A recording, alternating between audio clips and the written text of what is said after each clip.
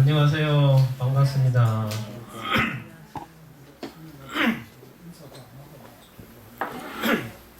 스님 갑자기 삼배를 하셔야 돼요.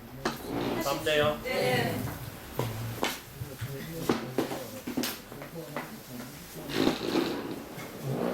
우리 목탁 없어요. 여기는 그런 거 하는 데가 아니죠? 있습니다. 있어요. 뚝비를 하든가 목탁을 하든가. 뚝비. 내주수거예요. 이거는 저 교육부에서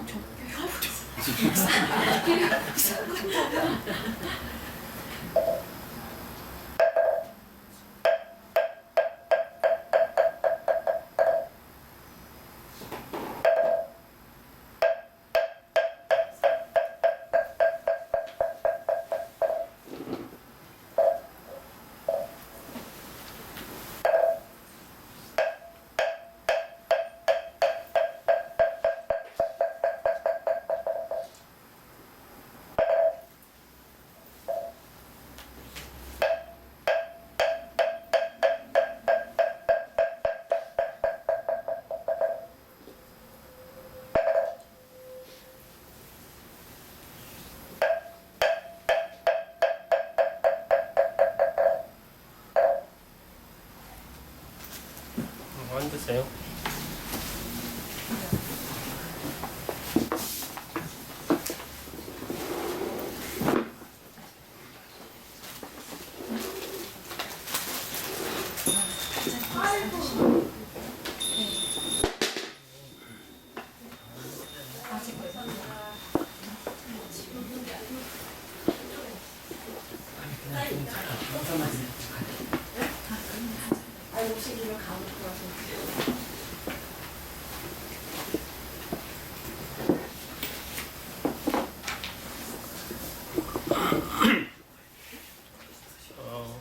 오늘 교재가 잘 준비 안 됐기 때문에 제가 간단하게 프린트를 해서 직지의 해제에 대해서 좀 적어봤습니다.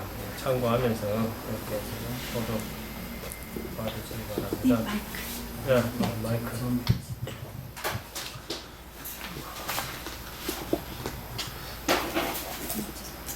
직지를 책할 때 이 책으로 이제 강의하려고 그래요. 이 책은 조계종 출판사에서 나온 건데 한문이 있고 또 한문을 해석해놨기 때문에 또 이제 비교해서 볼 수 있는 그런 책입니다. 내가 공부를 좀 그전에 하던 책이라 한번 보면 이렇게 많이 좀 어수선하죠. 온대사방 그렇게 낙서를 엄청나게 해놨어요. 뭐 책에 그냥 전체 많이 해놓고 그래. 이거는 전에 청주에서 직지 강의할 때가 있었는데 그때 이걸 가지고 그때는 처음부터 끝까지 다 했어요. 글자 안 빼놓고 한 꽤 오래 했겠죠. 그래서 이번에도 이제 8번 해야 되는데 이거 다는 못해요. 내용이 분량이 많아서. 그래서 조금은 이제 뛰어넘어가면서 그렇게 하도록 하겠습니다. 근데 직지 원본은 이렇게 생겼어요. 직지 원본에 이제 이색의 서입니다. 이색의 필체예요. 목은 이색이 있죠. 목은 이색의 불조 직지 심체 요절 서라는 거예요. 이색의 원본은 이제 이거는 목판본이에요. 목판본. 그 다음에 두 번째 이 서는 성사단이라는 분이 두 번째 서 내용이 직지 원본에 있는 서가 이렇게 초서로 되어 있어요. 이렇게. 그래서 보통 사람들이 이 초서를 보기가 쉽지 않아요. 원본 서가. 그 내용을 이제 여기 한문으로 이제 활자화 시켜서 그렇게 이제 제가 가져왔어요. 그 다음에 백운화상의 친필, 우리가 백운화상의 글씨체를 한번 보려면은, 백운화상은 필체가 이렇게 생겼어요. 이렇게. 목판본에 있는 필체예요. 이제, 목판본. 네. 이렇게 좀 조금 백운처럼 이렇게 좀 시원시원하게 생긴 것 같아요. 글씨 필체가 아주 이게 시원하게 그렇게 생겼습니다. 그래서 여기서는 백운화상 필체를 이제 볼 수 있고, 그 다음에 목은 이색 필체, 성사설 필체고, 우리가 이제 금속활자본이라고 그러잖아요. 금속활자본은 직지 학원인데 책은 이렇게 생겼어요. 제목이 표지가 제일 그 표지가 이거 이렇게 생겼고, 첫 장은 없어요. 금속활자본의 첫 장은 낙장이 돼서 없고, 그 다음에 여기서부터 이제 금속활자본이 시작되는 거예요. 이 앞쪽은 목판본이고, 목판본 판으로 생긴 거, 여기는 이제 금속활자, 예, 그래서 만든 거고, 첫 장은 없는데 목판본에는 다 있어요. 그렇기 때문에 그 금속활자본에 없는 내용도 다 알 수가 있어요. 그 직지는 서문부터 해가지고 끝에 백운화상의 발문까지 완전하게 남아 있다고 보면 돼요. 근데 금속활자본은 상권은 없고 하권만 있는데, 하권에도 첫 장은 없고, 그 다음에 뒤에는 그냥 이제 제일 뒤에는 간기가 있어. 이게 제일 중요한 거라. 그래. 이 간기라는 게 있어가지고, 요 이제 금속활자본의 간기잖아요. 간행 기록이다 이 말이죠. 간기라는 게 간행한 기록이 있는데, 이 기록에 주물로 글자를 만들어서 인쇄해서 100% 보시했다 이렇게 나와 있기 때문에 이 책이 금속활자로 만든 것을 알 수 있는 거예요. 주자 인시, 예, 그런 내용들이 이제 있습니다. 그런 내용들을 이제 내가 좀 프린트한 데서 그래 보도록 하고, 금속활자본에 이제 만든 사람들이 나와요. 금속활자본을 만든 분들은 이렇게 간단해. 한 분, 두 분, 세 분. 비구 스님 두 분하고 비구니 스님 한 분. 이 세 분이 금속활자본을 만든 분이다 보면 돼요. 근데 이제 목판본은 1년, 금속활자본을 만들고 목판본을 1년 뒤에 만드는데, 목판본에는 이제 여 간기가 있고, 이제 그 배우 나서의 간기가 있고, 그 다음에 목판본 할 때는 이렇게 사람들이 많아요. 목판본 할 때 동참한 목판분이 많고, 사람이 많고, 관리들도 있고, 그 다음에 여 부인들, 북원군 부인, 이렇게 부성군 부인, 그 금평군 부인, 이렇게 큰 대보살님들이 세 분이 화주를 많이 했는가 봐요.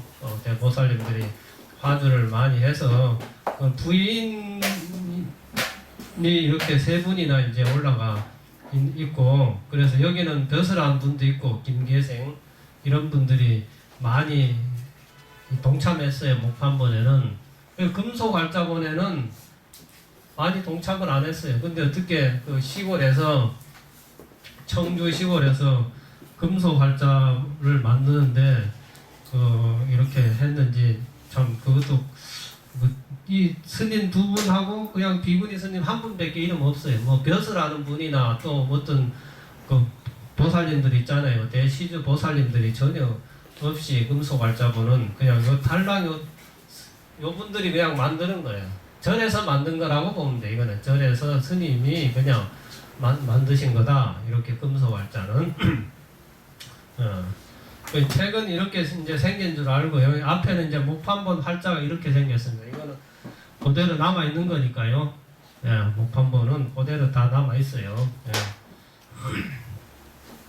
원래 이제 이걸로 강의를 해야 되는데, 이 책으로 목판본을 보고 금속활자 채를 보면서 글자가 잘못됐는지 삐뚤어졌는지 까꿀로 심은지, 까꿀로 심은 것도 있어요. 금속활자를 이렇게 식자할 때 날일자 같은 건 뒤집어 가지고 심은 것도 있고 여러 가지 그런 게 있기 때문에 금속활자인 줄 아는 거라. 나무에 새겼으면 절대로 글자가 까꿀로 심을 수가 없는 거예요. 그게 나무에 새겼으니까 그대로. 근데 여기는 이게 금속활자본에는 글을 잘 모르는 분이 심었는가, 날일자 같은 거 까꿀로 뒤집어가 아래위를 바꿔가 이렇게 식자를 심은 거죠. 그래서 금속 활자인 줄 제대로 심었으면은 모르는데 까꿀로 심었기 때문에 그게 금속 활자인 것을 또 증명해주는, 지금 우리로 봐서는 실수한 것이 그 바로 이제 금속 활자인 것을 알게 해주는 그런 증거가 돼버리는 거예요. 그래서 이렇게 돼 있고, 여기에 대한 것을 동국대학교 한국불교전서에서 이렇게 그 활자를 이렇게 시켜놨어요. 근데 여기에는 서문이 빠져 있어요. 모본 이색 서문도 빠져 있고 또 성사달 서문도 빠져 있어요. 근데 왜 그렇게 동대에서 하면서 그 서문을 안 넣는지 나 이해가 안 가요. 서문이 엄청나게 중요하거든요. 직지에서 배구나상을 알 수 있는 것은 그 서문에 있어요. 직지 내용에서는 배구나상을 알 수가 없어요. 직지 내용 가지고는 이 서문을 봐야 되는데 그 다음에는 배구나상 어록이 있어요. 어록. 배구나상의 말씀을 기록해 가지고 이제 책으로 만든 건데, 배구나상 어록에는 서가 또 있어요. 이색 서가 있고 또 이제 원보 2구인가 원보 2구 서가 여기 있습니다. 그리고 어록도 이게 완전하게 남아 있어요. 이 어록도 어록도 완전하게 남아 있기 때문에 만든 사람의 이름과 날짜까지 정확하게 이 어록이 남아 있어요. 그러니까 어록이나 목판본은 같은 해에 만들었다고 보면 돼요. 같은 해. 금속 활자는 1년 전에 그렇게 만든 거고, 판본이 이게 책이 남아 있는 데가 있습니다. 이제 여기 안에서 있는데, 이게 서울대학교 규장각 있죠. 거기도 있고, 이제 그 어록이 있고, 그 다음에 이 직지는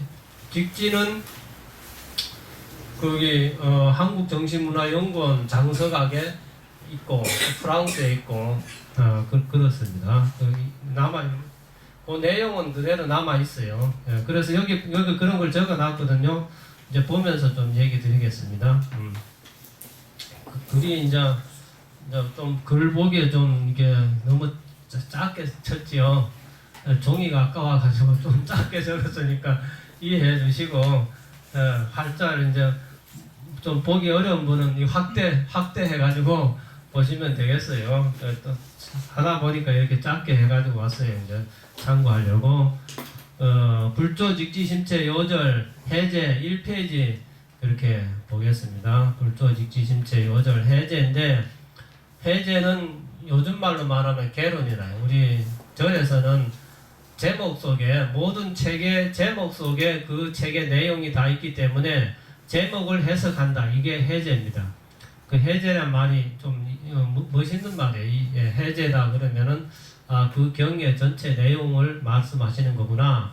그래서 직지심체 요절의 개론을 말하는 거구나. 그게 이제 해제입니다. 정유 조자는 오늘이 10월 10일인데 조자가 파자를 하면은 10월 10일이에요.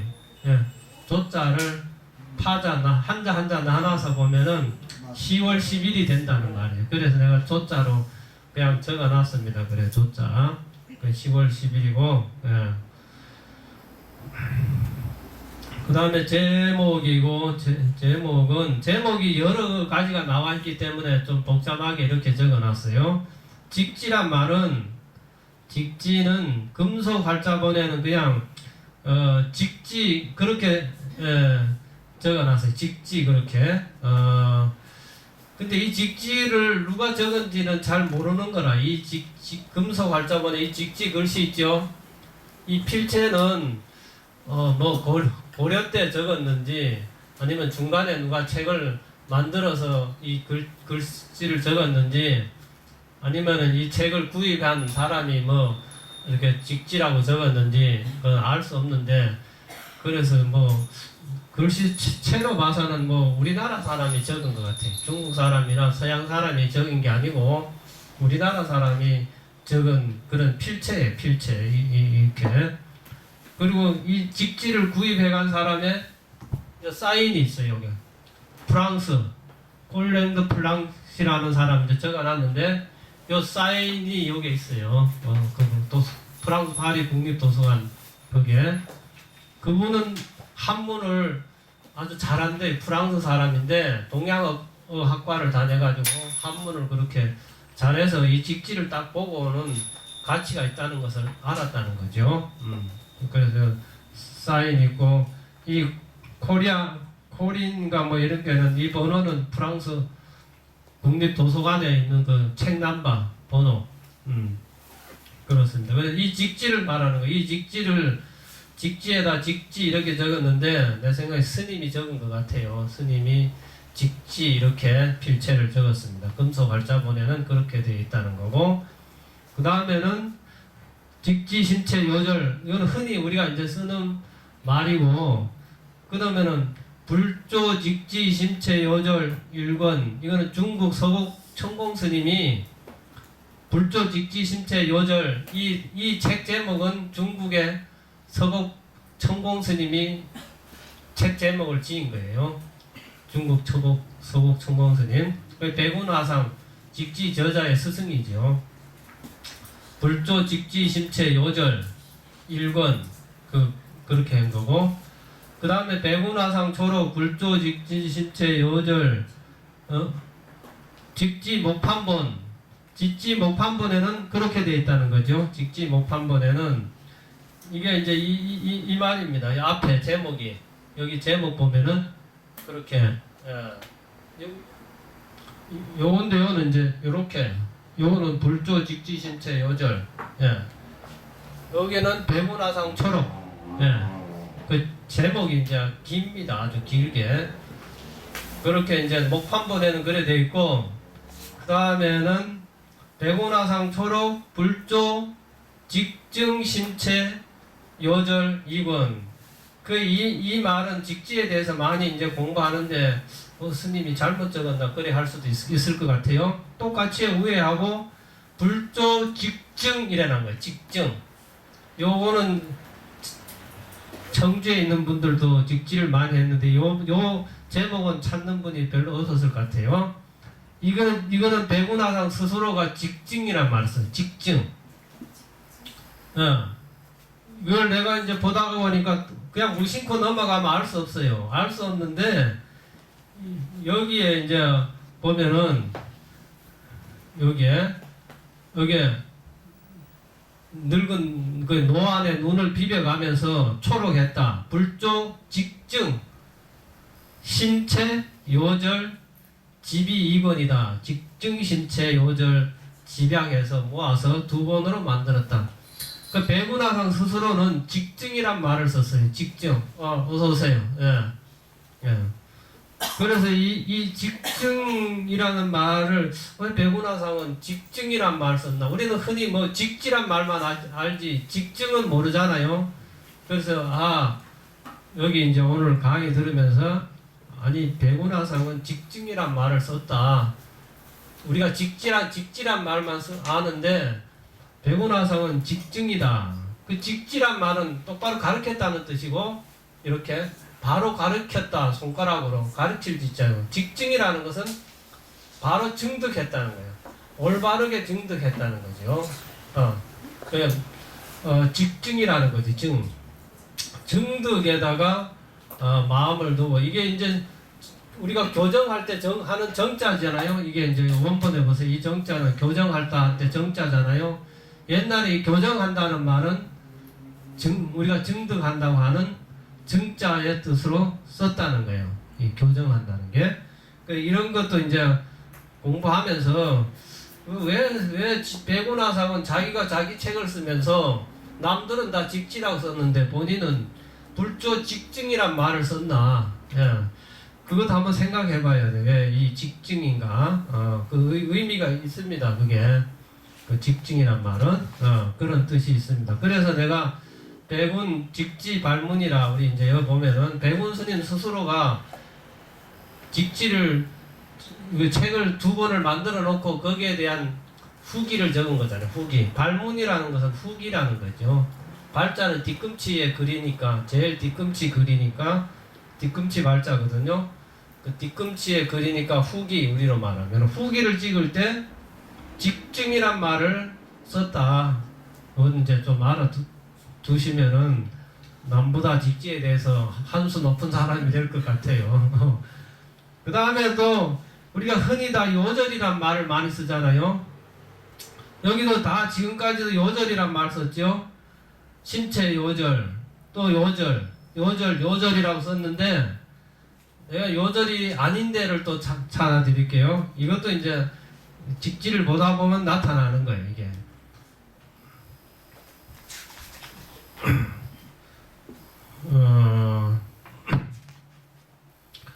여기에 보면은 여기 목판본 제일 끝에거든요. 상권 제일 끝에 목판본을 만들고 상하를 만들었는데 상권 제일 끝에 보면은 여기 백운화상 초록 불조 직지 신체 전료 건상 이라는 거예요. 전료란 말을 써갔다는 거예요. 전료. 이것도 이제 알아두면은 오늘 직지 배운 보람이 있어요. 남보다 뭐 한 가지 더 알면은 더 나은 거잖아요. 여기는 이제 서울에서는 직지를 잘 안 하는데 청주 쪽에서는 직지에 대해서 엄청나게 공부하고 뭐 직지 축제도 있고 뭐 굉장합니다. 청주에 가면은 온 동네가 다 입구 들어가는 데서부터 직지로 이렇게 뭐 만들어 놓고 글자고 뭐고 했는데 우리가 흔히 다 신체 요절이란 말만 다 아는 거예요. 요절. 근데 백운화상 불조 직지 신체 전료 이렇게 써놨잖아요. 전료. 그러면 요절이나 절료나 그게 그거 뭐 앞뒤 글만 달리 적은 거잖아요. 근데 다시 이제 또 생각해 보면은 이제 전료라는 것은 한 책이 있으면은 책의 줄거리를 이렇게 뽑아낸 거라고 보면 전료라고 보면 돼요. 그냥 이게 책 한 권에 서론, 본론, 결론 있잖아. 이걸 축약해서 줄거리를 딱 뽑아냈다는 것은 많은 것을 줄여서 이렇게 요점만 해놨다는 게 전료라고 보면 됩니다. 그러니까 긴 거 있잖아요. 문장이 책이 긴 거 이런 것을 핵심만 뽑아놨다. 전료란 말 다른 말로 말하면 종료 그럽니다. 종자라는 것은 그냥 제일 중요한 거, 그 근본적인 것만 요약해놨다. 종료나 전료나 그렇게 큰 책을 줄여놓은 것은 전료고, 그럼 요절이라는 것은 뭐냐면은 요절은 이 책 저 책 여기저기 이런 다른 책에서 중요한 것만 뽑아놨다는 거죠. 그러면 여기 전체적으로 봐서는 요절이 맞습니다. 왜냐하면 직지라는 것은 5군데 책에서 중요한 것을 뽑아냈기 때문에 여기저기서 중요한 내용을 뽑아놨다. 그럴 때는 요절이라 하고, 책 하나에 서론, 본론, 결론이 있는 책을 추각해놓은 것은 전료다. 이렇게 화엄경전료다. 그런 말은 화엄경 전체의 내용을 축약해놨다는 게 전료고, 요절은 그렇다. 근데 여기는 이렇게 적어놨어요. 옛날 스님들이 적어놨기 때문에 우리는 뭐 잘못돼도 그냥 잘못된 줄 알고 그냥 보면 됩니다. 그냥 전료란 말도 쓰고 요절도 썼구나 이렇게.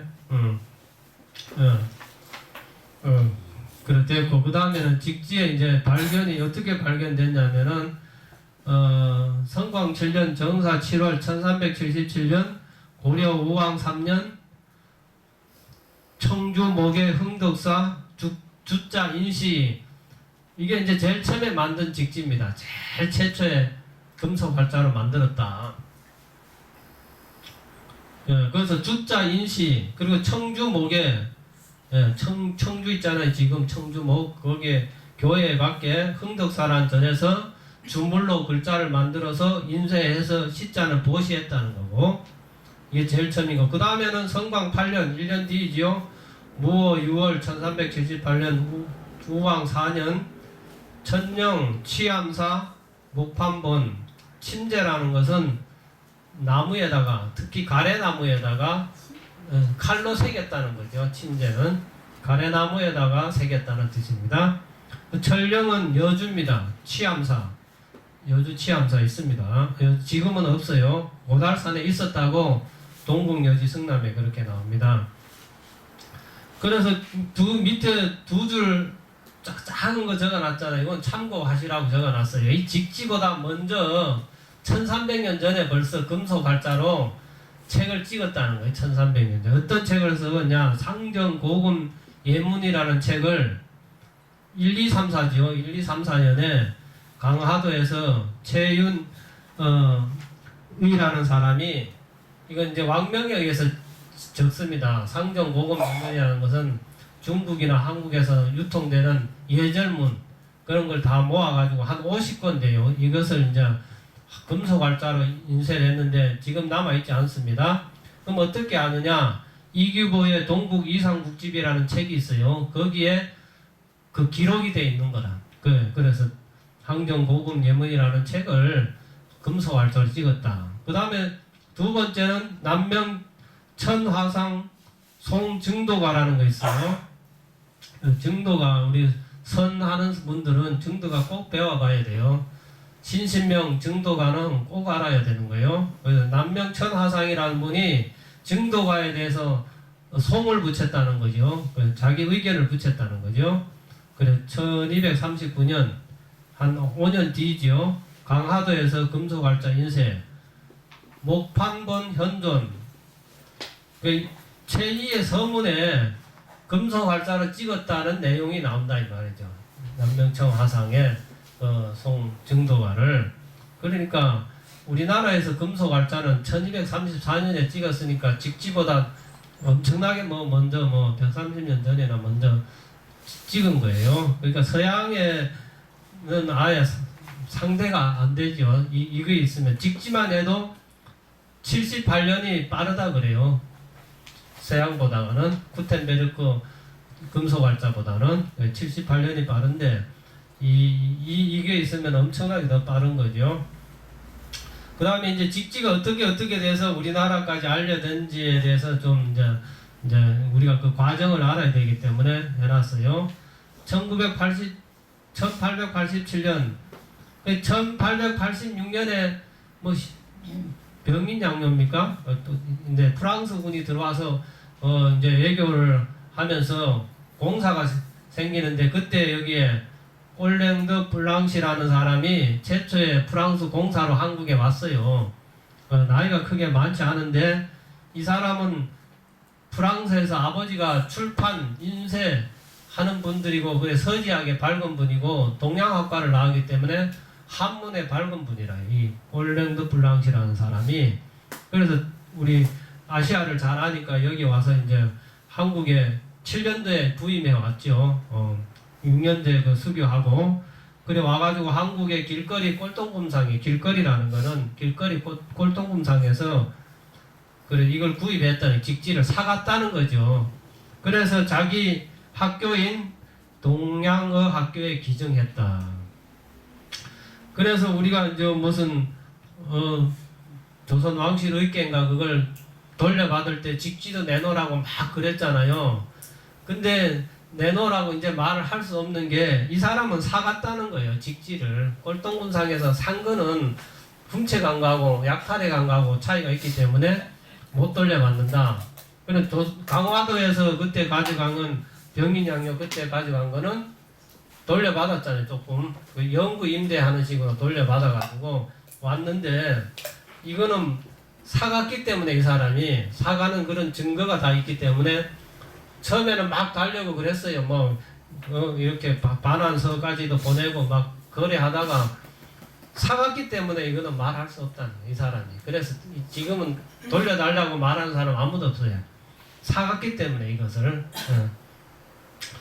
그래서 그 학교에서 이제 기증한 거고, 그 다음에는 이제 이게 기증했는데 경매에 나왔어요. 그 학교에서 뭐 학교가 잘못됐는지 돈이 없었는지 뭐 어떻게 팔아먹을 생각을 했는데 직지 금속알자본이 경매에 나왔는데 여기에 경매에 그 사람 있죠. 이름이 앙리 부베르라는 거 이런 사람이 180프랑에 구입했다는데 180프랑이 얼마인지 잘 모르겠는데 크게 비싸지 않은 것 같아요. 프랑스 돈으로 그렇게 구입해. 연도가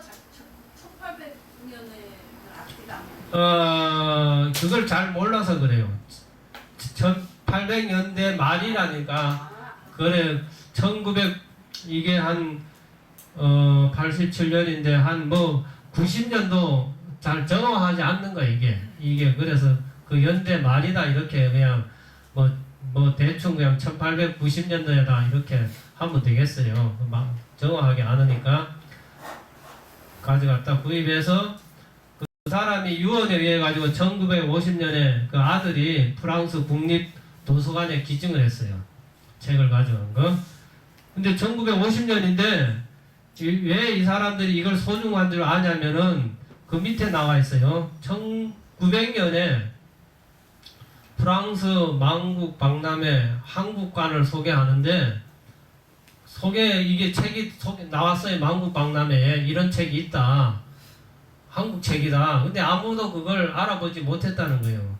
그리고 그 책을 본 사람이 누구냐면은 1901년 1년 뒤에 프랑스의 모리스 꾸랑이라는 사람이 그게 주자 인실을 본 거예요. 그 사람이. 이 사람이 최초로 주장한 거예요. 이거는 금속 발자본이다. 1901년에 벌써 프랑스 사람은 이게 금속 발자본인 줄 알고 있었다는 거죠.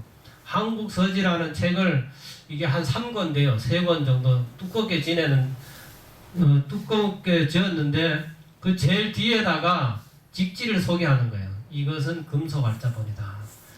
그때도 아무도 여기에 관심을 가진 사람이 없고 한국에는 그 소식조차 알 수 없었지 그때는. 예. 근데 아무도 관심이 없었어요. 그냥 묻혀버린 거예요. 그냥 박물관 저 한쪽 구석에 보관하는데 어디다 갖다 보관하냐면 중국 책이죠. 중국 책. 중국 책 있는 데다가 이 직지를 갖다가 그냥 같이 보관해 버렸다는 거예요. 그러니까 아무도 모르는 거지 그 책을. 근데 박병선 박사란 분이 1967년도에 그 도서관에 사서로 들어가가지고 중국 책을 보다가 거기서 한국에 이 책을 다시 보게 된 거죠. 직지라는 것을. 그래서 72년도에 프랑스 파리 세계 도서의회에 이 책을 내놨어요. 책을 내놓고 이게 바로 그 금속 발자 최초의 금속 발자본이다. 독일에서 구텐베르크가 만든 그 금속 발자 인쇄본보다 뭐 78년인가 그렇게 먼저 만든 것이다. 이렇게 주장해도 별로 그 사람들이 관심을 안 가졌다는 거예요. 한국에서도 그렇고 학자들도 그렇고 설마 한국에서 무슨 그런 책을 만들었을까 그렇게 생각하고 관심을 안 가졌는데 그래서 이 박사 혼자 스스로가 이 활자 안에서 아까도 얘기했잖아요. 글자체가 뒤집어져 있는 거, 삐뚤어져 있는 거 이런 것을 발견해 가지고 이걸 보라. 이거는 식자가 아니면은 이렇게 심는 게 아니면 어떻게 글자를 뒤집어가 까꿀로 아래 위로 까꿀로 심을 수 있냐 이거 색이냐. 그런 말이 안 된다. 그래서 이게 이제 인정을 받기 시작하고 한국에서도 이 책을 연구해서 이제 최초의 금속 발자본이다. 그렇게 이제 얻게 되고 우리가 직지신경이란 말을 많이 듣잖아요. 그때 소개할 때 직지신경이라고 소개가 된 거예요. 근데 실제로는 이 직지 소개는 직지심까지는 있지만은 경은 그게 말이 안 맞다는 거죠. 경은 우리 불교에서는 부처님 말씀만 경이고 나머지는 롤이라든가 어록이라든가 이렇게 붙여야 되는데 경을 이제 직지심경이라고 소개가 됐기 때문에 지금도 우리가 다 직지신경이라 그러잖아요. 우리도 그렇게 여기도 그렇게 적었지요. 원칙으로 하면은 직지신경이 안 맞다는 거죠. 그리고 한동안에는 다 직지신경으로 통했는데 요즘에 이렇게 글 읽어보면은 직지신경은 안 맞다 그렇게 쓴 글이 엄청나게 많습니다. 그러니까 그냥 직지심체라든가 직지심체 요절이라든가 그렇게 부르는 게 맞고 아니면은 공식 명칭이 등록되기는 직지 이렇게 등록됐어요. 직지라고. 예.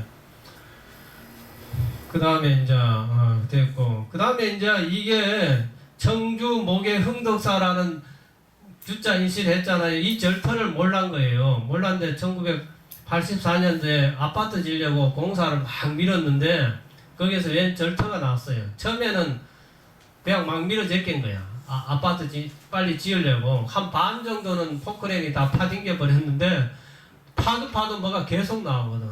예. 그래서 그게 포크레인을 찍힌 이제 뭐 여기 나와 있잖아요.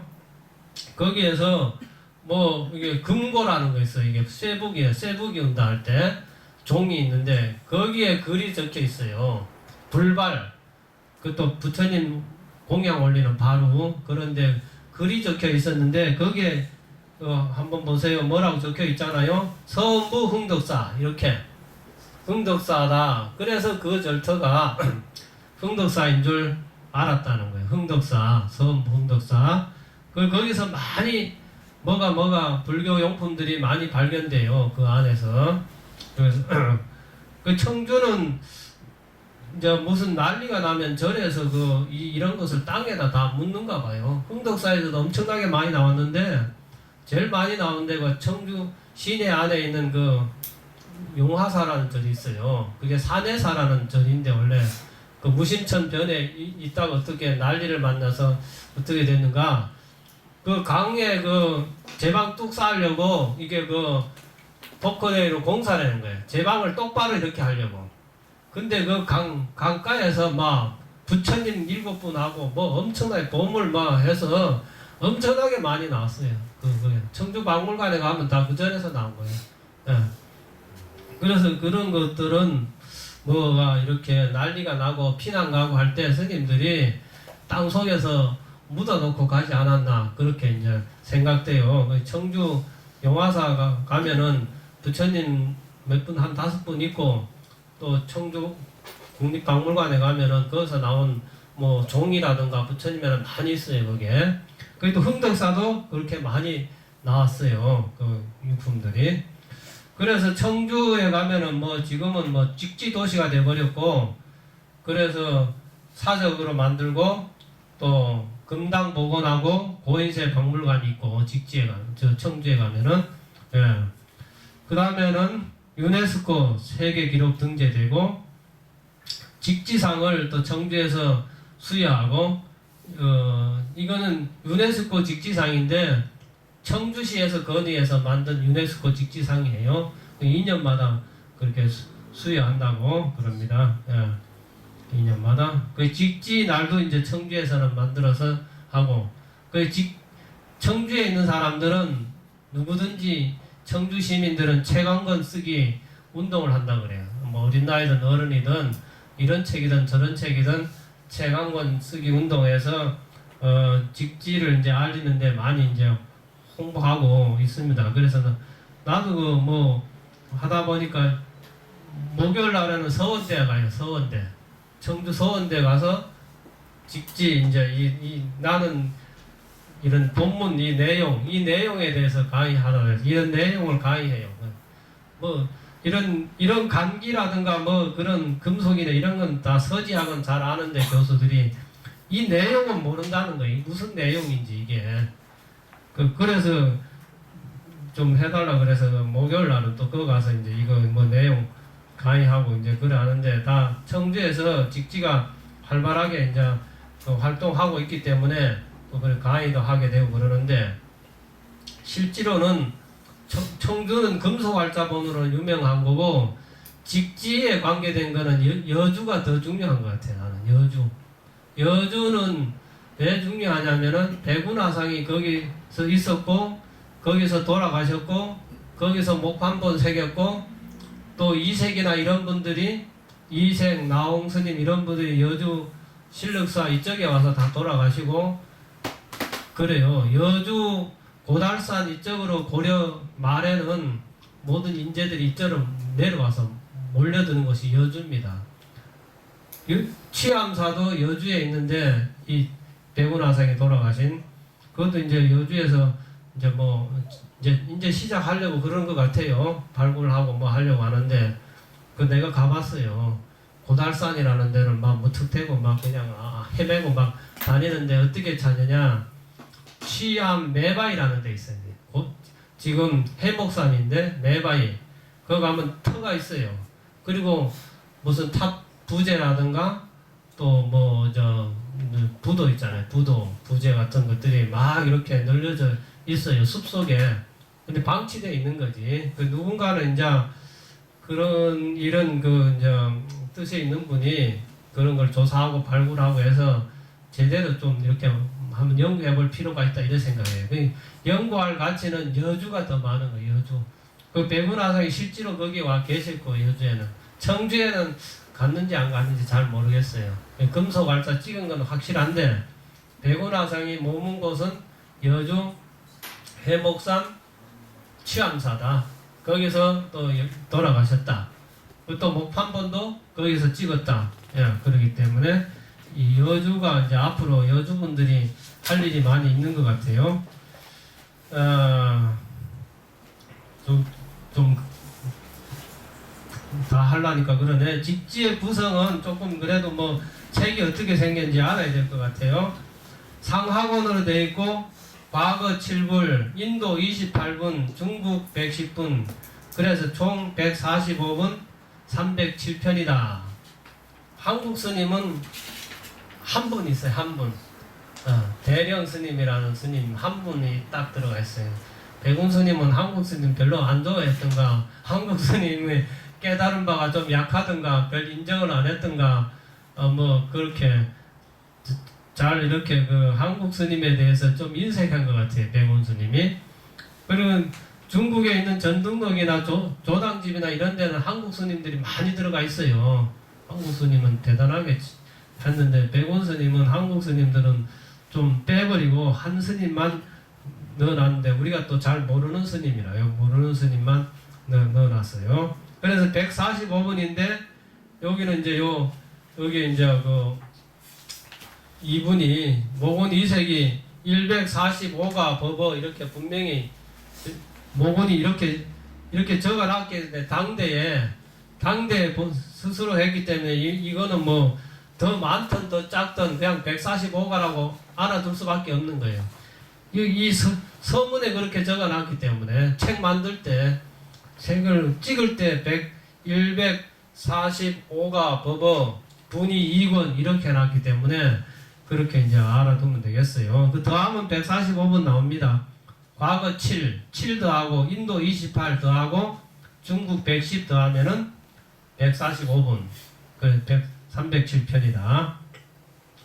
그 다음에 이제 내용인데 내용은 오등록이라는 데서 뽑아냈기 때문에 요절이란 말을 쓰잖아요. 절요는 한 책을 줄인 게 절요고 요절은 여기저기서 뽑았다 하는 거 요절이기 때문에 이러한 책들에서 뽑아가지고 이제 2권으로 만들었다. 그렇게 보면 됩니다. 예. 넘어가겠습니다.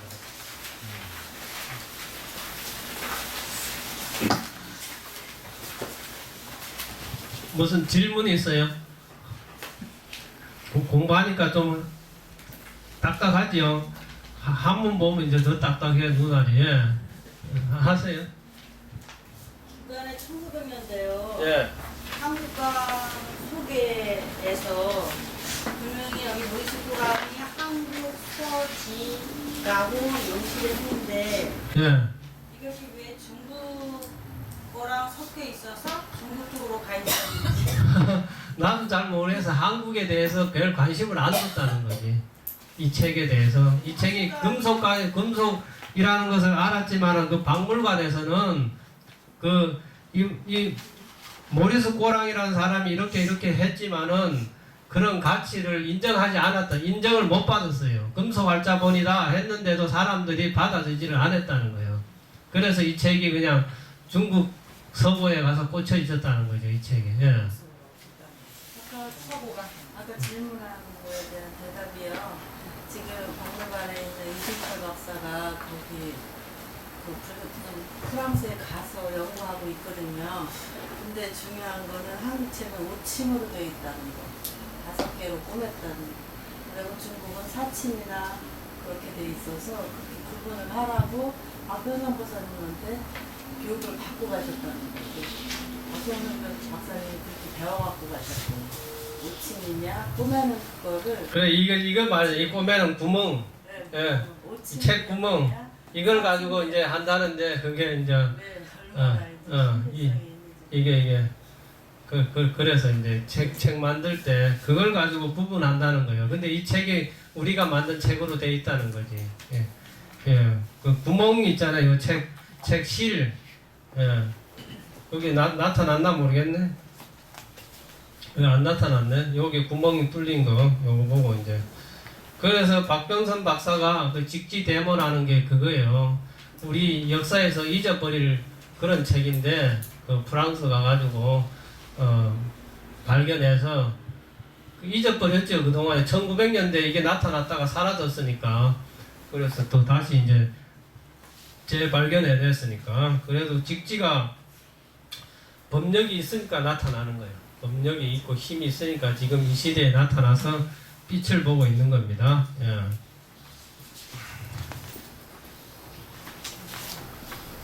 그 다음에 직지에 어떤 내용이냐, 뜻이 뭐냐면은 직지가 불인문자 교회별전 직지인심 견성성불에서 가져온 것이다. 불인문자, 문자로서 문자를 들어간다는 말은 세우지 않는다는 거예요. 설립자의 뜻이 있어요. 문자, 입자는 문자로서 문자를 세우지 않는다는 말은 들어가지 않는다는 말은 문자에 의지하지 않는다는 거예요. 그 다음에 교회별전이라는 것은 교라는 거 가르침이죠. 말씀 밖에 달리자는 것. 그 직지인심이다. 사람의 마음을 직지란 말은 직은 정직이란 말이고 지라는 것은 지시했다는 거. 정직하게 지시했다. 정직하게 지시했다.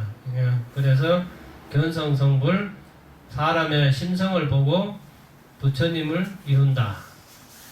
그런 내용이고, 그 다음 이신전심 심심상인 마음과 마음이 서로 전한 내용이고, 그게 심심상인이 마음과 마음이 서로 통한다는 거예요. 인자는 통할 인자와 같아요. 서로 딱 마주친다는 거예요.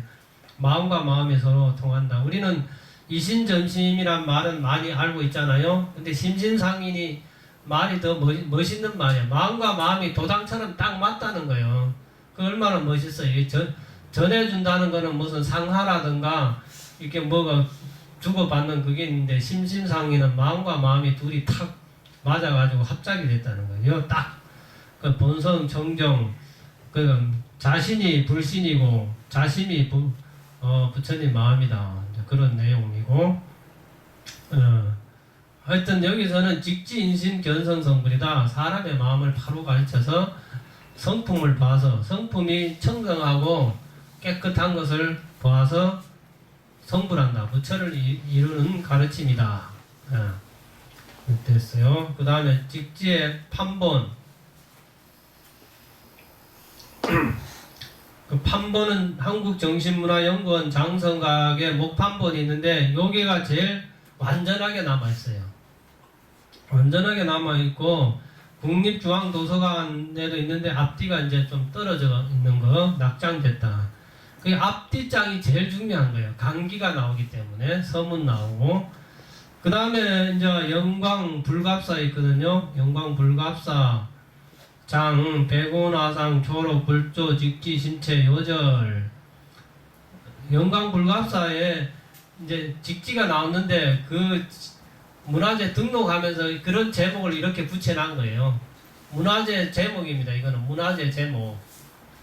근데 영광불갑사에서 간행된 이 목판본이 그대로 나왔다는 거예요. 1378년 만든 목판본. 그 보물로 이제 옛날에는 뭐 지방문화재에 있다가 지금 보물로 돼 있고 또 앞뒤가 낙장돼 있고, 어디서 나왔냐? 불갑사 명부전 사천왕상 복장에서 나왔다. 사천왕이죠. 절에 가면 그 배 안에서 나왔다는 거죠. 그래서 직지가 그때 목판본이 안 나오고 금속활자본이 나왔으면은 아마 영광불갑사는 뭐 엄청나게 유명하게 되고 이제 그래 될 텐데, 목판본이 나와서 조금 섭섭해요. 목판본은 좀 있잖아요. 금속활자가 나왔으면은 그것도 상하본이 나왔으면은 한 1000억 가치는 안 되겠나 싶어. 지금도 뭐 100억 가치다 막 찾아다닌다고 그러는데 그 좀 아쉽다. 예,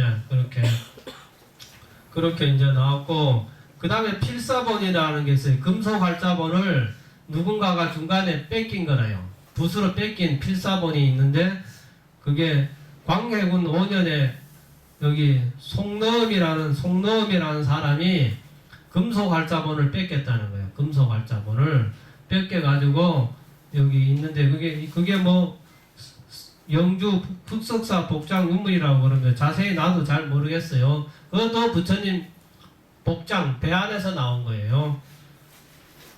그 다음에 치유암사, 목판본, 필사본, 뭐 주선 후기에 또 있고 그래서 요 정도로 이제 남아 있는데 이제 자세히는 모르겠어요. 그래서 부처님 뱃속이 아마 그 책이 많이 들어 있을 것 같아요. 지금도 절에 가면은 부처님 뱃속을 안 건드린 절들이 많이 있거든요. 그대로 있는 절들이 많이 있는데 어딘가는 혹시 있지 않나 이런 생각이 들어요.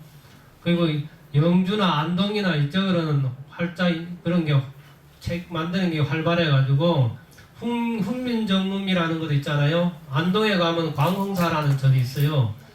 그 절 부처님 뱃속에서 나온 게 지금 훈민정음이에요. 우리가 보는 훈민정음. 근데 거기서 또 나온 게 상주본 훈민정음인데 문화재청에서 돈을 얼마 준다고 해도 이 사람이 안 내놓는다 그러잖아요. 얼마를 내놔달라냐. 1조를 내놓으라. 1조 원을 내놔야 준다. 보여준다. 근데 그게 이렇게 인쇄를 해놓은 게 조금 보여준 게 있어요. 이렇게 인쇄를 몇 장 해가지고 상주시청이나 이런 데 해서 그래서 그 사람이 상주에 이번에 국회의원 나왔잖아요. 국회의원. 1조 원 이제 자기 그 홍보하려고 국회의원 나서 떨어지긴 떨어졌는데 그 사람이 가지고 있다는 거예요. 그 부처님 광사 복장에서 나오는 훈민정음 그 용인본을. 그래서 사람들은 그게 더 가치가 지금 우리가 보는 나란 말씀이 중국의 나라인데 보다도 그게 더 가치가 있다고 생각하는 분들이 있다는 거예요. 예. 그래서 부처님 복장에서 나오고 그쪽으로 부처님 복장이 아마 금속활자본도 어딘가에 있지 않을까 그런 생각도 이제 해봐요. 그 다음에 이제 저자생애, 저자생애인데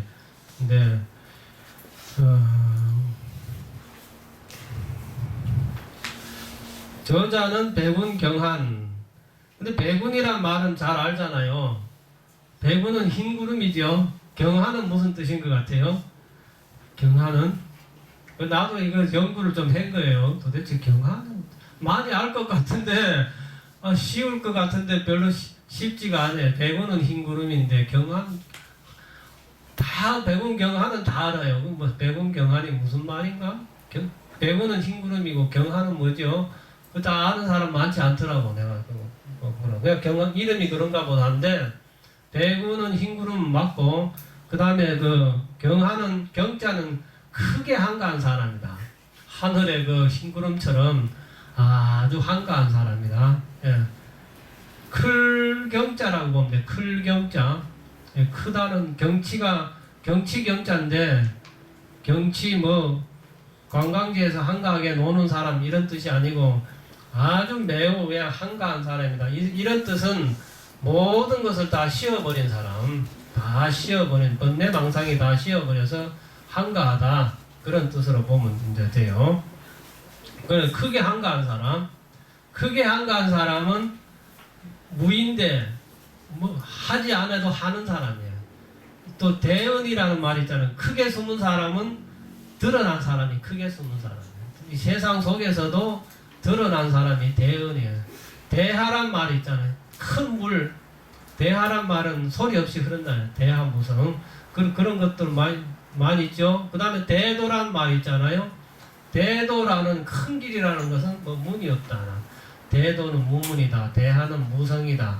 또 대어는 숨는 게 아니고 경한 크게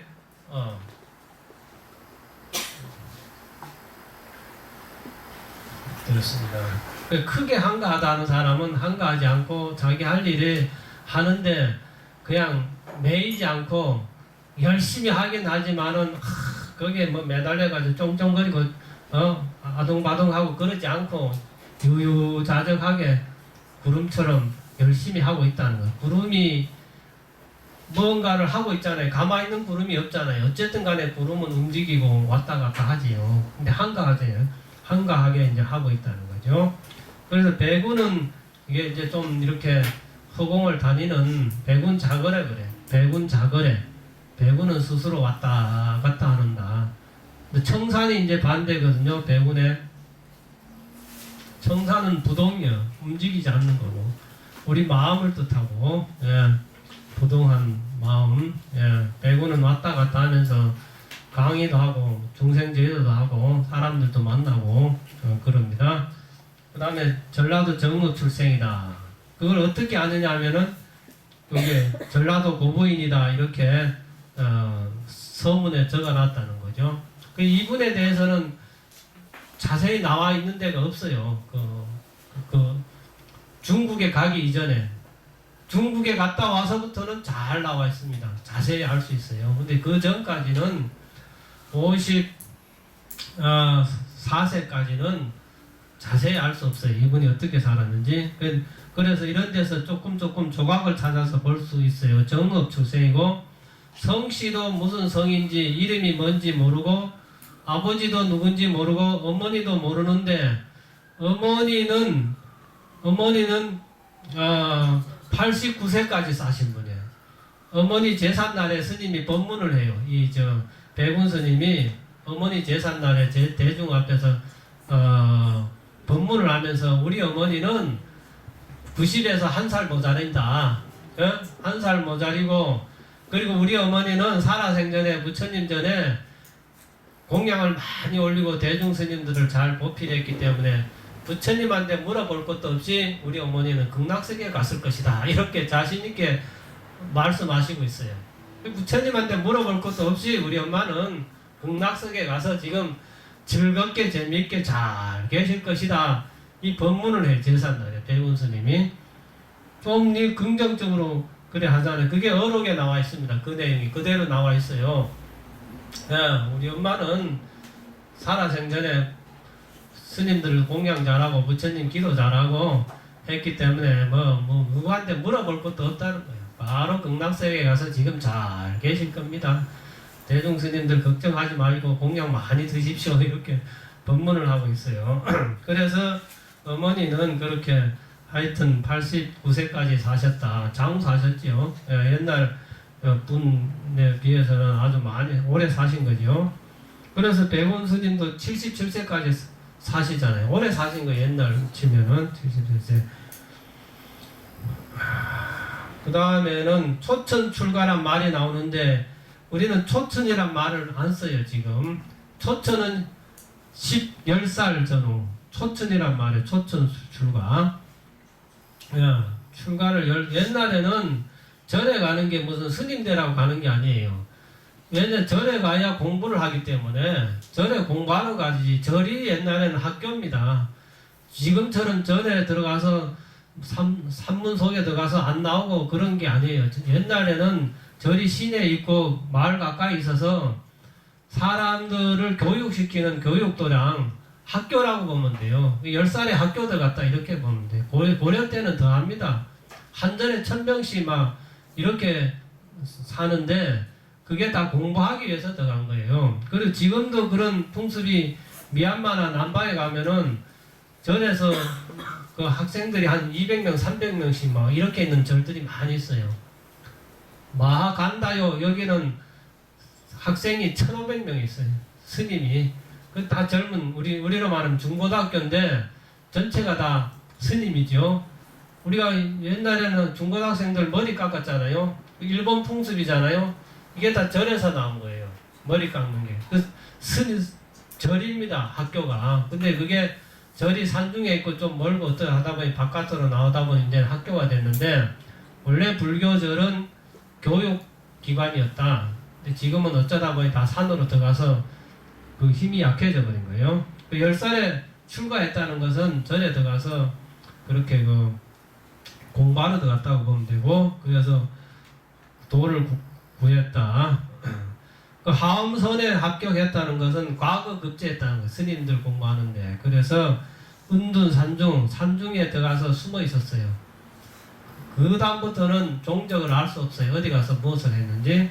그 다음에 이제 나오는 게 기우제 지내는 거 나오잖아요. 49세 때. 좀 이름이 있었는가 봐요. 나라에서 말하는 맡은 기우제를 5월달에 지냈는데 그래서 좀 불행스럽게도 기우제 지냈는데 효과가 별로 없은 거야. 그 기우해서 기우부득이란 말이 나오잖아요. 그게 고려사에 그래 나옵니다. 5월달에 기우제를 지냈는데 영감이 없어가지고 다시 이제 저 장곡사 갑니다. 장곡사 가서 그 약사부를 약사부를 조성합니다. 근데 약사부를 조성할 때 발언문을 적을 때 아이고 부처님 비 좀 내려주십시오. 그 약사부에다가 발언문에다 그런 내용이 이제 들어가는 거예요. 비가 하도 안 오니까 이 조성하면서 그 여기 있잖아요.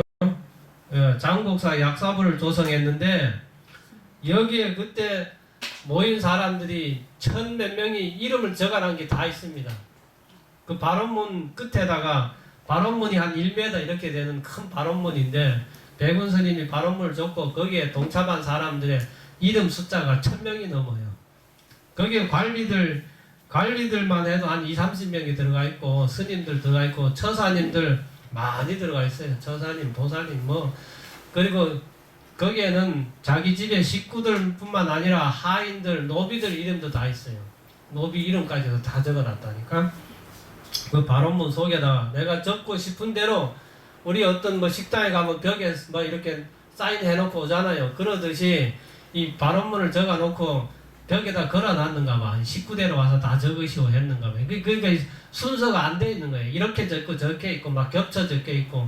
근데 1000명이 넘는 분이 이 불사에 동참했다는 거죠. 그때 장곡사는 청량이 엄청나게 멀잖아요. 그까지 관리들까지 다 와서 했는 거 보면은 백운아상이 보통 스님은 아니다. 큰 스님이기 때문에 그래 모였고 관리들이. 그래서 친전사 백운이라고 수결이 있는 거예요.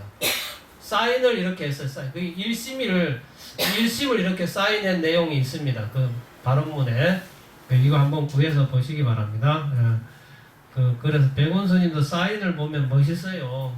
지금만 사인한 게 아니라 그때 스님들도 친전사 백운 해놓고 그 밑에다 사인을 딱 일심 이렇게 적었는데 아주 멋있게 했습니다. 그 다음에 이제 중국에 들어가서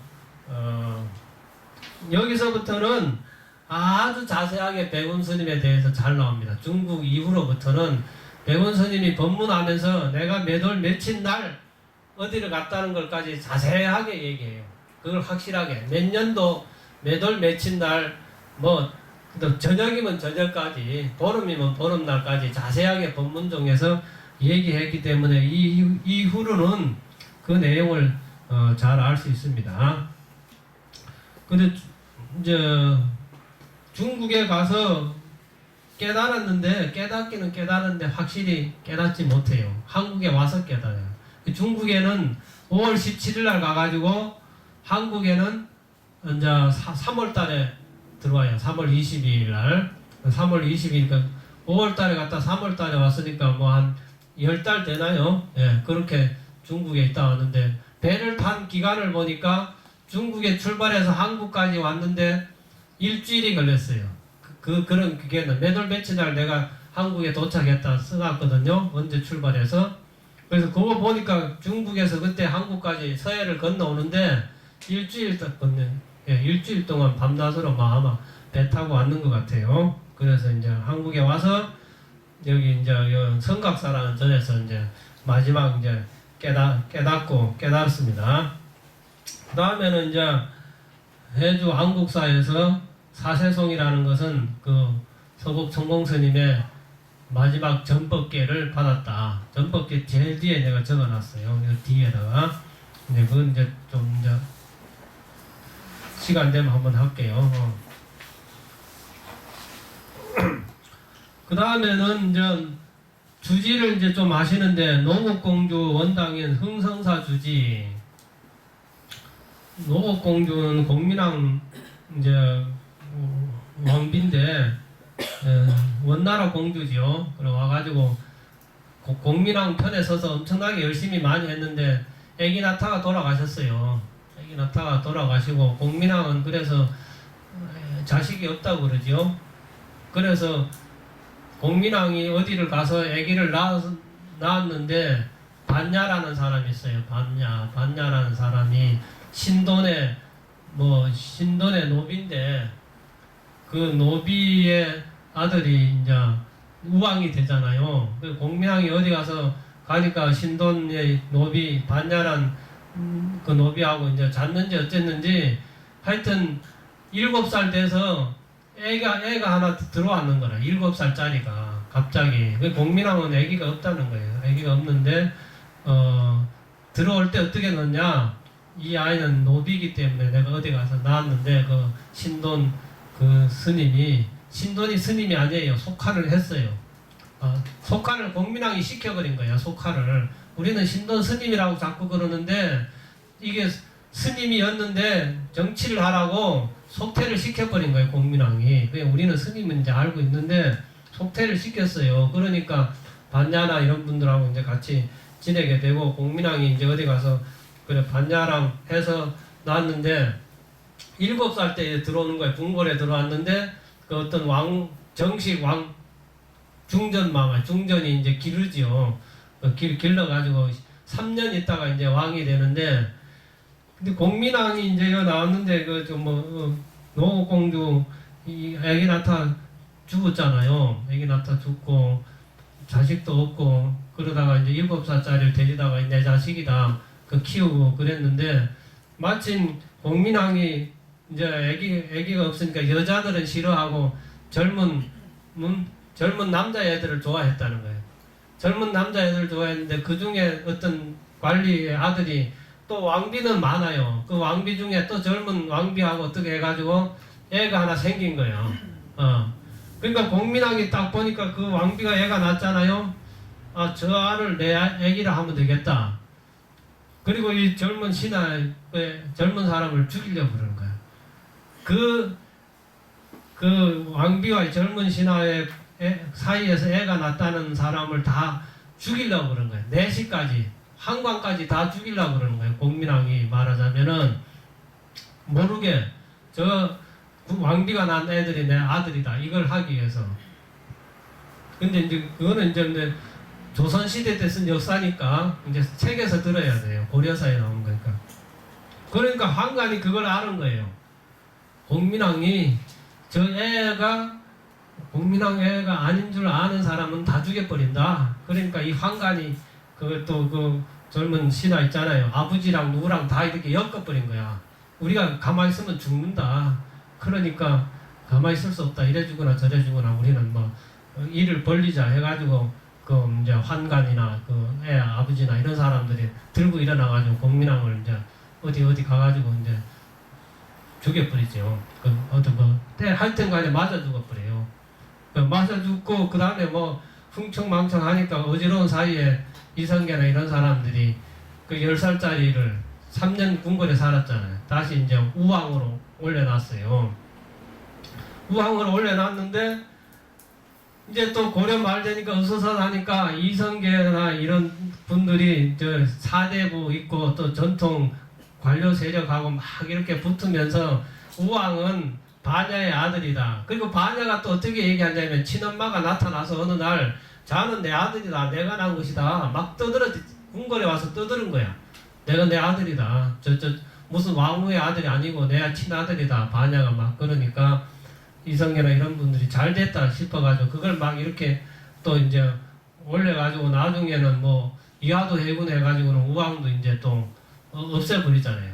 창왕도 없애버리지. 신돈의 왕신대 왕씨가 왕우왕인데 왕우왕 신우왕이라고 바꿔버린 거예요. 창왕도 신씨다. 신돈의 아들이다. 그렇게 이제 바꿔버리고 하여튼 공민왕이 엄청나게 노력을 많이 하고 했는데 어떤 자식이 없는 관계로 고려가 그렇게 됐는지 몰라요.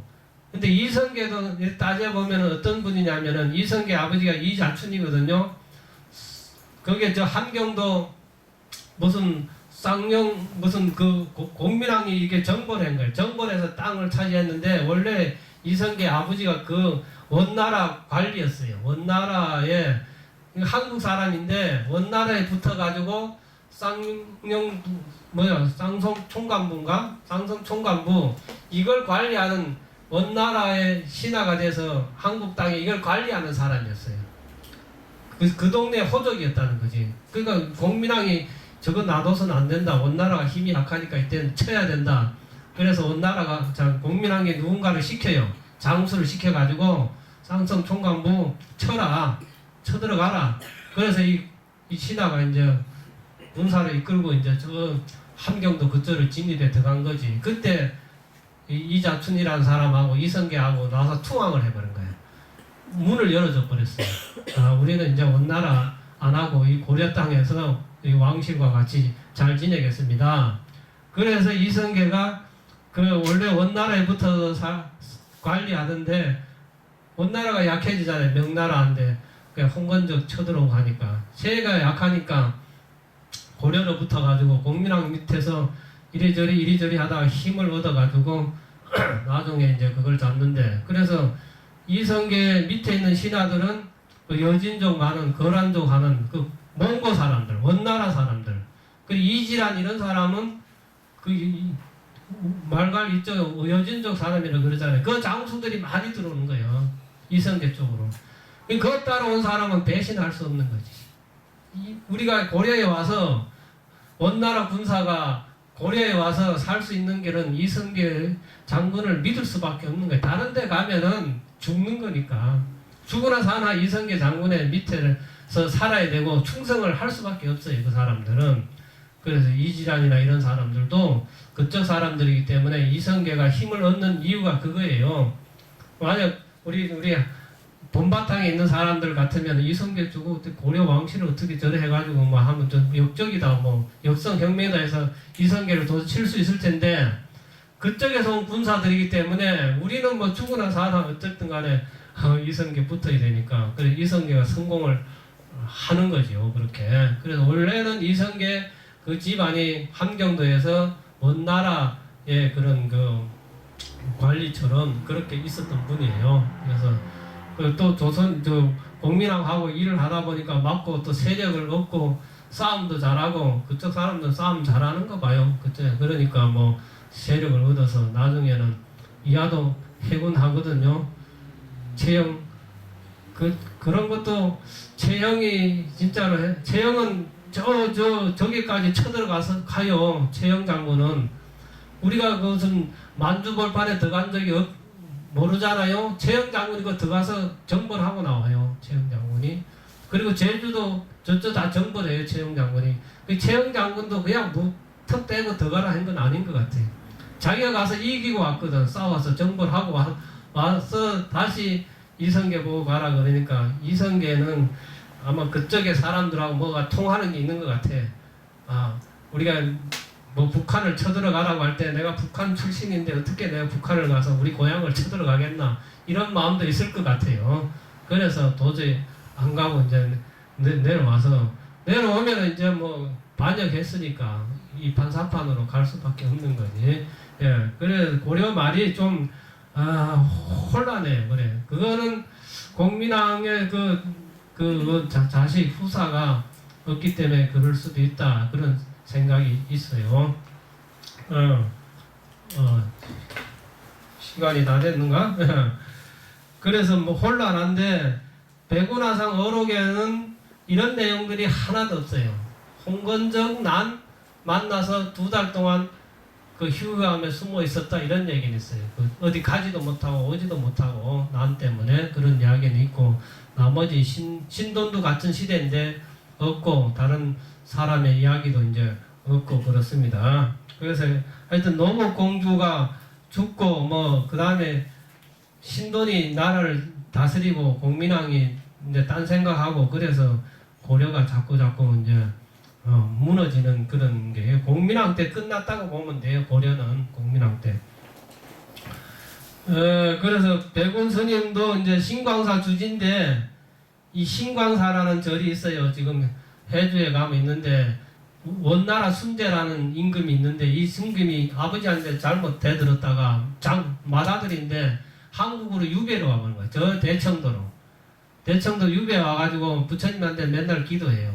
어떤 산에 가보니까 굉장히 그 신령스러운 산이 있어서, 부처님 내가 이제 기양살이가 끝나고 왕위에 오른다면은 반드시 내가 부처님께 은혜를 갖고 보답해 드리겠습니다. 그래 기도를 해가지고 이 순제가 왕이 기양살이도 풀리고 왕이 돼버린 거야. 원나라 순제가 돼버렸어. 그래서 우리 고려에서 제일 화려한 절을 지은 게 신광사입니다. 또 이게 신광사에 시를 적어놓은 게 많이 있어요. 이규거나 이런 분들이 아주 극찬을 해놨어요. 신광사에 대해서. 여기에 이제 나온 백운 스님, 우리가 주인공 백운 스님이 들어갔는데 들어가서 2달 있다 나와요. 왜 나오겠어요? 자기는 원나라에 가봤지만은 그렇고 원나라 그 뭐 만든 순제를 위한 절에 나는 주지를 안 하겠다 하고 2달 있다 그냥 팽개쳐버리고 나버리고 어제 산에 들어가가지고 고산사라 있어요. 김포 고산사 거기에 들어와서 그냥 숨어 삽니다. 시를 지었는데 시 내용이 아주 좋습니다. 여러 개 다 나와 있어요. 예, 거산 그런 시를 이제 25수 여기에 이제 짓는데 내용이 시가 아주 뭐 요즘 말로 말하면 나는 자연이다 산속에 묻혀 사는 그런 시를 적어놓은 게 여러 개 잘 나와 있어요. 읽어보면은 좋습니다. 시인들은 한 번씩 읽어봐야 돼. 이거하고 무신가하고 백운 스님 시 중에 무신가라고 있어요. 그거하고 거산 25시 이런 25수 읽어보면은 아주 참 소박하고 뭔가 이 세상 사람이 아니고 신선경계에서 논의는 사람의 정신세계가 나타납니다. 이게 거산하고 무심가 이런 데서 여러 개 다 있습니다. 그 다음에 이제 1372년 9월 성불산에서 이제 불조 직지 심체 요절 상학원을 완성했다. 그때 나이가 75세다. 75세에 성불암인 것 같아요. 성불산인데 이게 항해도 성불산 있고 또 성불암은 많이 있는데 성불산이라고 적어놨거든요. 요 그대로 적어놓은 그대로요. 내가 책에 있는 그대로 옮겨놓은 거예요. 성불산에 사는 노비고 백운경환이 손으로 직접 썼다. 75세다. 근데 이것을 확실히 알려고 하면은 어떻게 보면 아냐면은 백운 스님이 성불산에 있는데 그 앞에 암자가 있어. 성불암이라는 암자가 있습니다. 근데 암자 앞에 큰 사자바위가 있어요. 사자바위가 있는데 사자 덩어리에 소나무가 하나 자라는데 이 소나무가 바람이 불면은 그냥 부처님 말씀을 설한다는 거예요. 부처님을 말씀을 설한다. 대중들은 이 깊은 뜻을 알겠는가? 시를 적은 게 있어요. 이게 거산 25수 마지막 수에 이제 이게 나와요. 그래서 백운 스님 스스로 말하는 거예요. 거기다 토를 달아놨어. 이 시는 내가 성불암에 있을 때 그 앞에 큰 바위가 하늘이 만든 천년 사자바위가 있다는 거예요. 천생 사자바위. 사자바위가 있는데 그 바위 위에 소나무가 하나 있어서 바람이 불면은 그 바람 소리가 부처님 말씀을 전한다. 이 대중은 이 깊은 뜻을 알겠는가? 그래서 백운 스님이 그 바위에다 이 시를 내가 지금 말한 그 시를 적어놨다는 거예요. 그러면은 이 직지를 지은 곳이 어디냐면은 성불암에 가면은 사자바위가 있고 사자바위에 보면은 그 돌에다 새겨놨다 그랬거든요. 그게 뭐 고려 말이라고 해서 지금 다 없어지지는 않았을 거예요. 찾아가면 있습니다. 그 바위에 새겨놨다고 분명히 했어요. 돌에 새겼다고. 바위에 새겨놨다고. 그래서 직지를 쓴 곳은 바로 그것이라는 거죠. 성불암이에요. 성불산 성불암입니다. 이거는 해주인데 해주 성불산 성불암인데 언제 한번 가봐야 되는데 빨리 뭐 통일이 되든가 어떤 데는 여기도 한번 가봐서 나 사자바위 한번 보고 싶어요. 거기 가서 그 바위에다가 이 스님이 시를 적어놨다는 거야. 자기가 그 옛날 스님들은 옛날 사람들은 바위에 가면 많이 새기잖아요. 스님도 한 수 새긴 거지 바위에다가. 그곳이 이 직지를 쓴 곳이다. 그렇게 보면 됩니다. 그 다음에 여주 치암사에서 입적했다. 그 치암사라는 것이 진짜로 어딘지는 모르잖아요. 근데 천령 치암사가 여기 동국여지 승남, 신정 동국여지 승남에 이렇게 나와 있어요. 치암사, 또 상원사, 고달사는 구제 해목산이다. 다 지금 그때 당시에 해목산에 있다는 거예요. 지금 없으면 폐 이렇게 적어 놓거든요. 그러니까 1530년대는 치암사라는 절이 여주 해목산에 있었다는 거예요. 그때까지는. 예. 그걸 찾아가 봐야 됩니다. 직지 공부하는 사람은 직지 끝나고든지 언제 한번 고달사는 가볼만 하잖아요. 어마어마하잖아요. 고달사 가면은. 거기에 치암사에 올라가 봐야 됩니다. 한 30분이나 40분 올라가면 될 것 같아요. 오솔길로. 예, 오솔길로 올라가면 산꼭대기에 있습니다. 내가 볼 때는 그 터가 맞은 것 같아요. 동네 사는 사람들이 매바이라 그러거든요. 치암이라는 것이 영치산에서 오거든요. 부처님 영축산 매바입니다. 그 다음에 이제 1377년에 직지 활자를 이제 만들었고 1378년에 직지도 찍고 어록도 찍고 그렇습니다. 직지와 어록을 같이 찍어요. 거의 같이 찍어요. 이색 서에 보면은 같아요. 날짜가 거의 같아요. 그 다음에 저자의 인품이라는 것은 목은 이색은 이제 어떻게 백운화상을 표현했냐 이렇게 나와 있는데 단박하고 무상이다. 사람이 단박하고 그 다음에 상에 뭐 얽매이지 않는다는 거죠. 그 거련자다. 얻은 바가 있고 그 다음에는 달존이고. 근데 제 앞에 본 고려족의 운석이란 말이 있어요. 운이라는 것은 시질 때 운자 있잖아요. 시질 때 절구에는 이사가 운이 들어가잖아요. 예, 이사가 같은 운이 들어가는데 운이라는 건 시 짓는 사람, 풍류를 아는 스님이다. 석자는 스님이고 아주 멋있는 스님이에요. 백운 스님은 시를 잘 지어요. 아주 읽어보면은 어떤 세상 때를 벗어난 그런 도인의 그런 이렇게 풍모가 이렇게 느낄 수 있습니다. 백운 스님. 예, 그 운석이란 말은 이 스님 중에서도 아주 그 시를 짓고 풍류가 있는 스님이다. 이런 말이에요. 백운 스님은. 그 다음에는 이제 원보 이구라는 분이 이제 어록서에서 천년무작이다. 백운 스님은 뭐 가식이 없다는 거죠.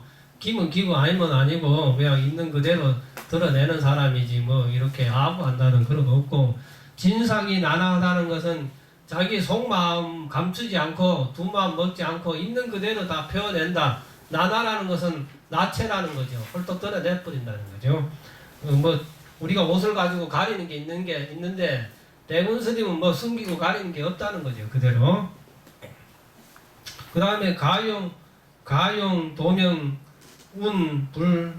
운소, 불치라는 것은 그 모양을 뭐 이렇게 꾸미고 멋내려고 하는 거죠. 모양 흉내내는 거. 이름을 훔친다는 것은 이름 드날리려고 애쓰는 거 있잖아요. 우리가 명예를 드날리고 모양이 남한테 잘 보이려고 좋은 옷을 입고 머리를 꾸미고 하잖아요. 그런 거는 백운 스님하고는 관계 없다는 거예요. 이 스님은 뭐 꾸미고 뭐 이름 드날리고 그런 거는 관계없이 마음이 안 맞으면 그냥 자기 하고 싶은 대로 던지고 그냥 산으로 들어가 버린다는 거죠. 그래서 진경 중의 사람이다. 진경이라는 건 참 사람이 진실한 사람이다. 진실한 사람이다는 거죠. 원보 이거는 백운 스님을 만났어요. 이색은 못 만났어요. 네, 원보 이거는 신광사에서 찾아가서 만났어요. 만나서 보니까 그렇다는 거죠. 그럼 됐습니다. 그럼 됐네. 이제 오늘은 이제 여기까지 이제 해서 마치고 다음에 이제 좀 하고 다음에는 이제 그 서문 이거 좀 하겠어요. 그래도 서문하고 발문 이런 내용이 중요한 거예요. 직지 안에 들어가서는 뭐 그 소리가 그 소리고 뭐 아는 건지 모르는 건지 헤매고 앉아 있는 거예요. 직지 속에 들어가면은 이거 이제 보면 되겠어요. 질문하세요. 예.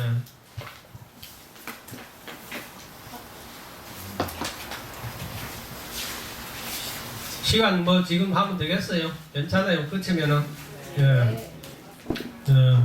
첫 시간이라 이제 좀 뭐 그런데 좀 딱딱하기도 한데 내용이 그러다 보니까 그렇게 했어요. 내용이 이제 그래서 이제 책은 그러면은 요걸로 만드는 건가요?